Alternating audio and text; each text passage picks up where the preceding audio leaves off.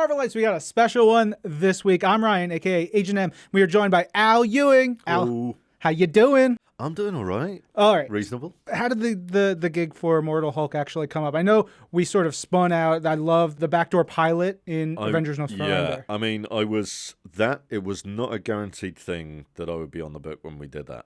There was still, because I was sort of pitching stuff, and Tom was still coming back with, well, I don't know if the person who eventually gets the Hulk book will, that might tie them down.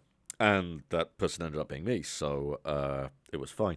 But I'd sort of been pushing. I've been pushing for that horror direction, and Tom, I think, agreed with that and was sort of looking for a horror take on it. So when he said, "Do you want to pitch for this?" along with a bunch of other people, part of that was, and we want to do this, more sophisticated, more sort of horror-based take.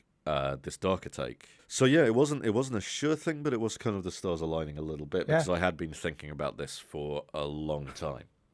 Obviously, this book, we've had hundreds of issues of Hulk and some really great runs. Were there any things that you were sort of putting in your mind as you're putting the story together? Favorite creators' runs, favorite villains, or as a creator, do you need to sort of separate yourself from what's come before in order to do what you're doing? I mean, I don't think it's possible to separate yourself from what's come before because for one thing, you need to do lots of research to make sure you're not repeating any beats or not shot for shot repeating at any rate.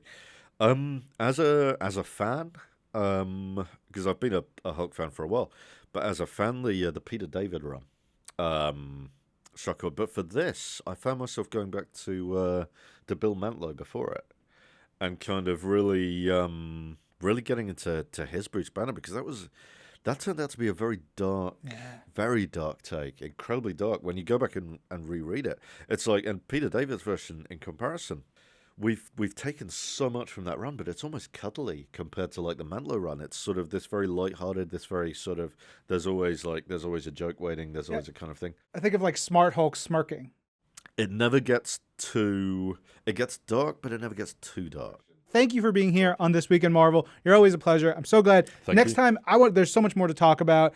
You are the best. Read Immortal Hulk. I'm Ryan, and this is Marvel, your universe.